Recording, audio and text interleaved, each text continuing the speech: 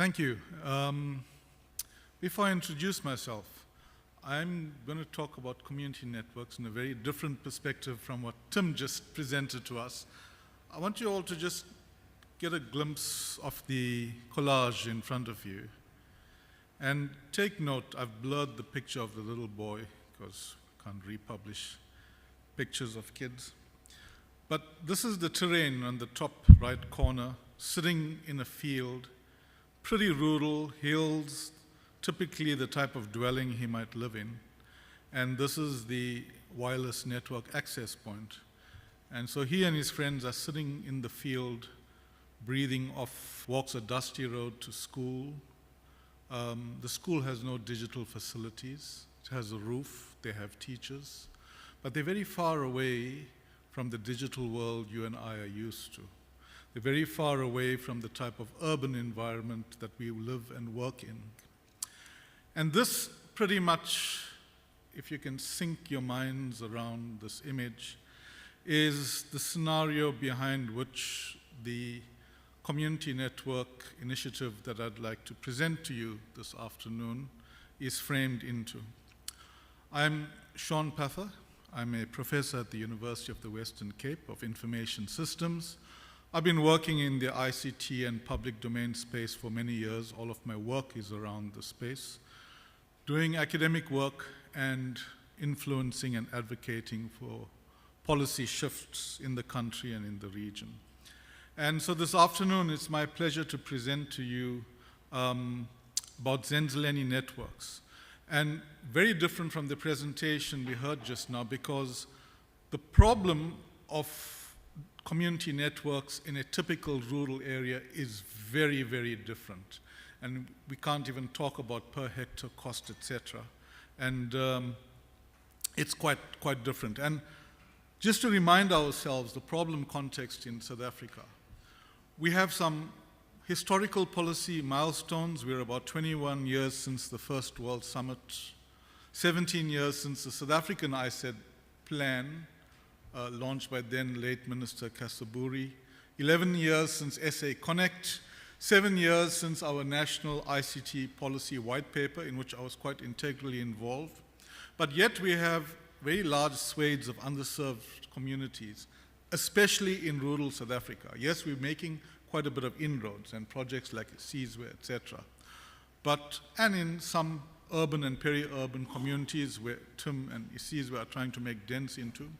But the problem, the historical digital inequality is historical and is depicted both in geography and the perpetuation of income status, wealth, and poor. And we have, I would argue, I think, good policy frameworks, but implementation lethargy, digital migration, SA Connect are some shining examples of implementation lethargy in the country. Census 2022 is the most recent indicator that upholds where we are. Yes, there's been a lot of shift in terms of penetration, but I'm coming to a point of penetration just now, versus outcomes. And as you can see, 64%, 64.8 versus 21.1 in 2022 at a household level. So quite a big shift in terms of households with no access to the internet. But looking at the main access to internet, we can see that 21.1% at a household level in 2022 census still do not have any access, and a large part of these people are in rural South Africa. And at 60.5%, cell phone is the main kind of use in many households to access the internet. So the persistence of the digital inequality, we can have no argument about it, and the main contention around this problem context for me is the plight of rural South Africa. Now, I've had a lot of people who work in the space, and my fellow academics, some of them have argued with me that, there is no more a digital divide when you look at the figures and you look at the penetration of mobile and you look at the SIM ownership in the country. And so the question really is, what is the real effect of mobile penetration, including questions around two things: affordability, big question, and task suitability.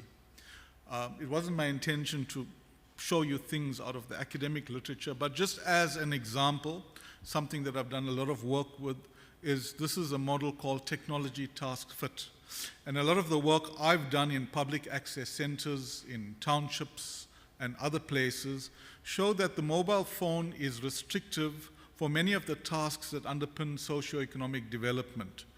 In fact, in many of the township public access centers, in libraries and cyber cafes, such as Silulelo Uto, I think, I forget the name, here in Kailicha and other townships, the most common task that youth are performing in these public access centers are the writing up of CVs to apply for jobs. And many of these socioeconomic tasks are prohibitive. So this model, I'm sure you all know very well, which is an info-dev-based model of economics in telecom space. But the true access gap, which is where rural South Africa, which represents rural South Africa, the poorest of the poor in the country, needs different thinking and needs different models. Everything that's happening, including the most recent types of policy developments, the intentions in the electronic communications bill, which was out for comment last year, indicates that we're still not going to get to this true access gap. So, community networks, a response to the persistent digital divide. My idea, or the idea of community networks in this presentation, is quite different from what you've just heard. There's been increasing advocacy and policy around community networks, so such as at the level of the ITU, and then our own ECA amendment bill. We've been, as Zenzileni, advocating for policy shift for many, many years and at every opportunity. And last year was the first indication of this, with a definition and other types of amendments proposed in the bill. As you can see, I've just copied out just the part about providing for a definition for community networks in the amendment proposed for the bill. And there are several examples of policy implementation in favor of community networks around Africa, Uganda, Kenya, Zimbabwe, to name a few. Elsewhere in the world, such as Mexico, in the UK even, formal shifts and realization of needing to do things differently in some parts of the country. So therein is Zenzileni, the project that I'm involved in. I'm the chair of the board, but it's not just being a chair, it's more or less, I suppose, like a second job alongside my academic work. To me, it presents a real living lab, an idea in which to explore, to understand the realities of network provision, of trying to get outcomes from the network, and to use it to influence both research, knowledge production, and policy. So Zenzileni means do it yourself, and it's a not-for-profit company spun out from the University of the Western Cape, which we registered in 2017. Its roots lie in the initial PhD work done by my colleague, now with the Association of Progressive Communications, Dr. Ray Moreno, in the period 2012 to 17. And so it is an approach that says, let's not just look at the network layer, but look, this is what I call my community informatics framework, from access to development. So to consider, and this is especially true of impoverished communities, we cannot just deploy a network, you've got to think about the bigger picture. So from access to stimulation of demand, to ensure that the access converts into empowerment, self-motivation, and what we call then the social appropriation of the technology eventually. Impacts on the economy. Zenzileni has received several awards for what it tries to do, and these are just some examples of the awards that have been given to us over the years. So the model addresses, if you look at the ICT white paper of 2016, under the section on universal service and access, it talks of the pillars of universal access, and the model tries to address all of those pillars to realize universal access, which is beyond just set of infrastructure, but affordability, content, skills, awareness, acceptance. The earlier definitions of universal access, we've only had one set of definitions in the country, by the way, even though the Act provides for definitions, and that was in 2010. So a snapshot of who we are, well, from 2012 to 13 to about 2018, I would call the research and investigation phase, and the real understanding and piloting of the model into a real-world phase started from around 2018 onwards. So this is Mankosi, the founding community in which the first instantiation of the network was born. 12 villages, 580 households, about 3,500 people. So you can get the picture, the issue of density and the like and business model when you're trying to service typical rural South Africa changes. So we cannot think in the common ways in which we think of telecommunications business models. It's 2.5 hours drive, 86 kilometers over poor roads from Mthatha, most of which have no tar. Community has very poor access to services. There's low levels of education, so it's typical of demographics. As you drive over the hill, this is the type of scenery that confronts you. But for many of you who are network engineers here, you will understand the plight of trying to provide services to terrain that's typically like this and so far away from the nearest exchange point, which in this case is in Mthatha. In 2015, with the research that was done there, we found that 86% of people use their mobile phone on a weekly basis. But from all of the data that was collected in 2015, the most important one was that even then, where voice was still important, 15% of them sacrificed food to use mobile phone services. And that was purely to keep in contact with family members who were migrated to the cities to work. In the first instance, the first round of the project, or the first idea of the project, was to seed a local ISP, a local cooperative, and this was the local cooperative, so registered and will have a network, have an exemption from ICASA to operate a network. But importantly, that the start of the network, and we have plenty of evidence of this. This is Tata David Lukosi, a cooperative board member. In an interview with him, one of the things he said was, I didn't know that you could get a little bit of money without having to go outside the community to work hard.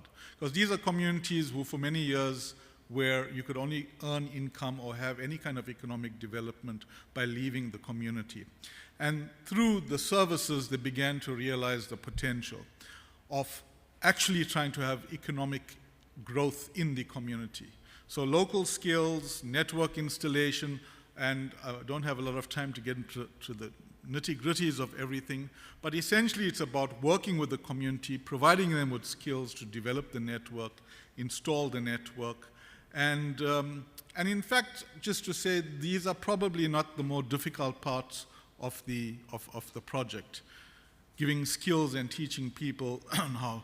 But this is just an example of type of the spin-offs. These ladies, by the way, in the background you'll see there what's called a solar learning lab that we built with the funding from Dell Foundation through Computer Aid International.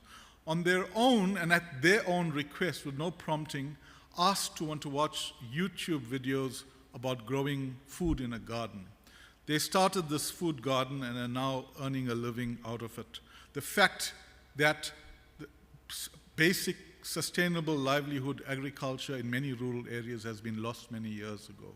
So having the internet, and there's many other possibilities and examples of this.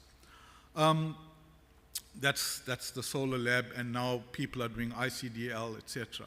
Now let me just take you through some elements of the model. At a technical level, the backbone uses the wireless backbone unlicensed frequency 2.5 and 5 gigahertz, but it runs all the way from Mthatha over the 86 kilometers towards the coast, and the green shows you the potential areas of service, and those are some of the high sites that we have there that you see in the map.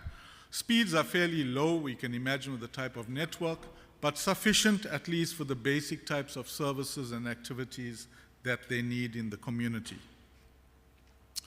Currently, the numbers of assets we have across there's just a new community we've started in, total of 205 pieces of equipment, and we've spent 710,000 over the years for the type of network that we have built.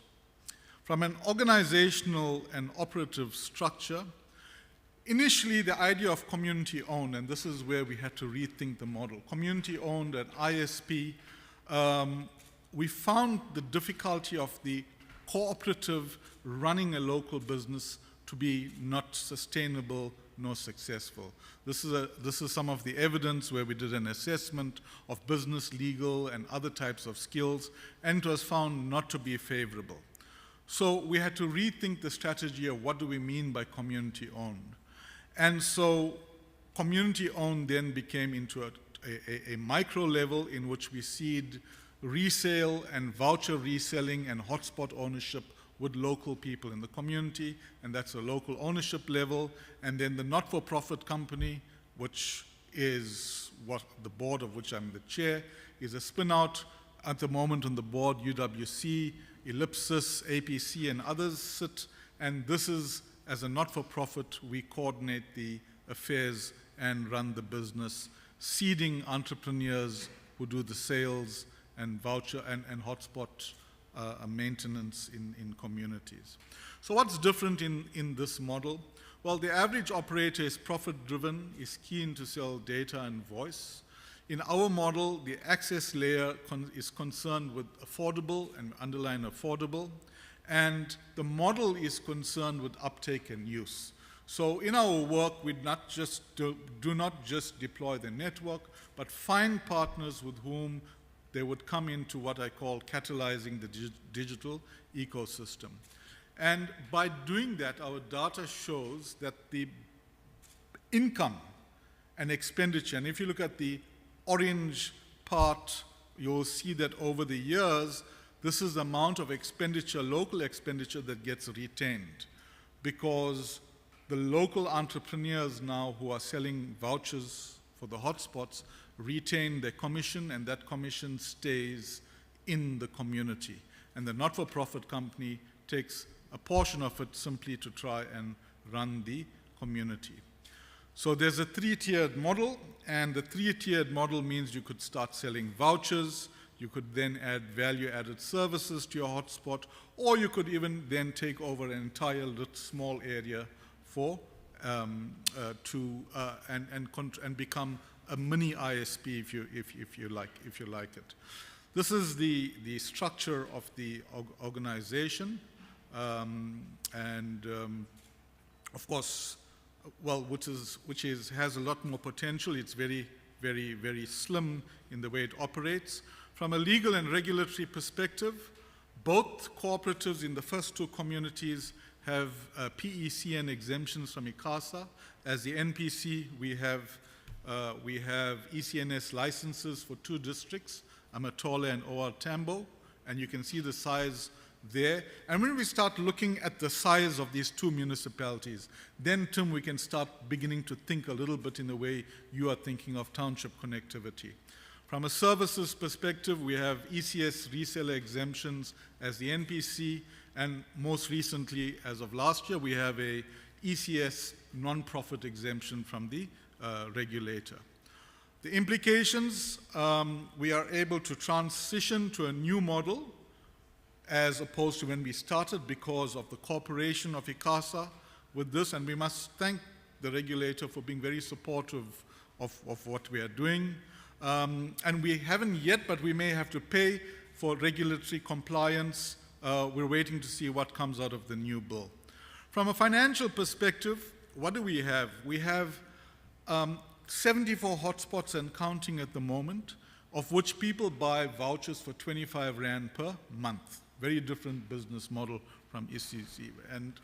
And that's at the lowest possible speed. But at this possible speed, because the uncontended network, they're able to do most of the basic things that they want to do at hotspots.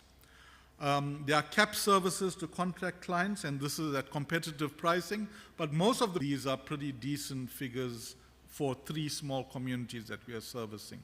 So I want to get to this part. We have a business model canvas for social enterprises that maps onto what. And remember, although we are talking about Zenzileni, we are actually trying to demonstrate what is possible to connect rural areas in the rest of the country. So we have a business model canvas that shows both from the network layer to social appropriation of the technology. Looking historically at our finances, we've spent about 3 million rand in 4 years, a lot of which was funded through grants. As compared to what's been funded from the USEF in the Eastern Cape, in the areas where we operate, about 70 million rands funded from the USEF to other operators to date, nothing to show. Money spent and nothing connected. We've spent about 3 million rands and still are providing services to communities.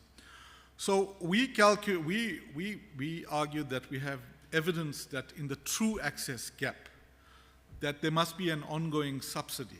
But we also have evidence that if you can seed the initial startup, then our model demonstrates that you can actually run a sustainable business on a not-for-profit basis. And we believe that the model demonstrates we can do this if there is a will, because we don't believe that even with the most recent spectrum auctions, with the obligations and the like, that the types of communities we're talking about in rural South Africa will actually be serviced. So I'm going to, Chair, just skip ahead to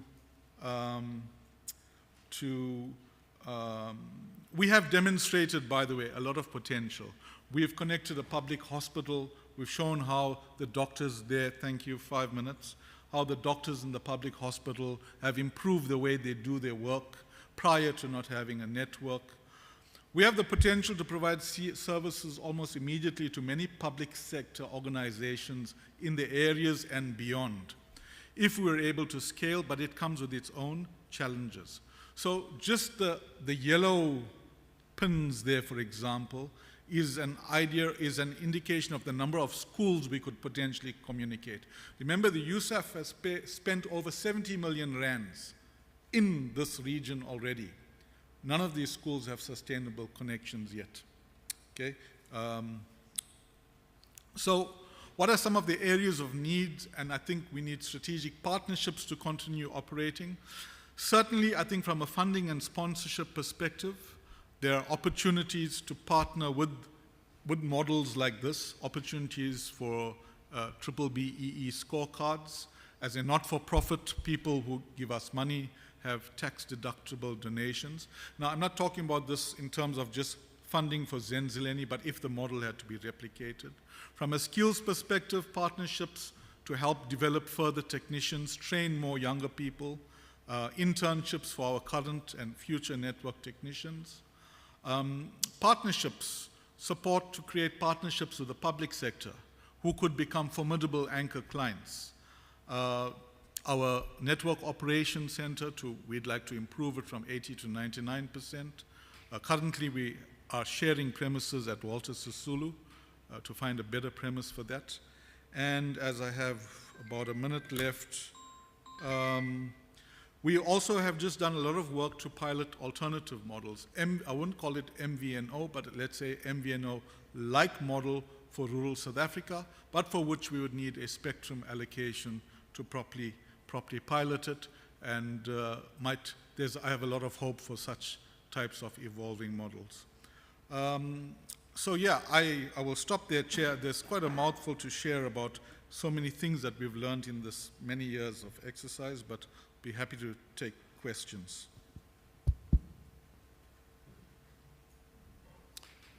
See someone going to the microphone, so.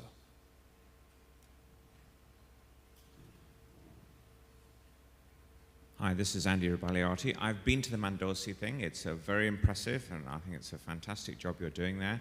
What do you do? Is it a MAC level authentication, or do you have a user password authentication to what they pay for in order to get access? So it's a Mac level. There's no use, but there's room to also evolve and improve that model. What I didn't also point out is that there's a huge need around the payment system as well, because rural works mainly in cash, and that's a big challenge. So we haven't innovated yet.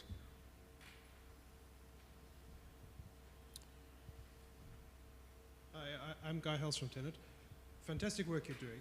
Close to the microphone. Really mirrors some stuff that we were doing when I was at Rhodes University. And it's really good to see other people doing the same sort of thing.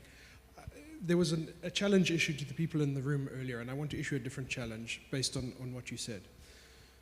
The majority of poor South Africans are reliant on mobile phones. The thing is that the mobile phones that they have in their hand look nothing like the mobile phones in your hand right now. Go out to PEP or Ackermans or something like that, buy a 500 Rand cell phone, smartphone, and that is the lived experience of the majority of the poor South Africans in this country. And then try and write a CV on it or do something like that. And then you start to appreciate really why projects like this are phenomenally important in this country. Thank you. Okay. I see no other questions, so let me give you a token of appreciation.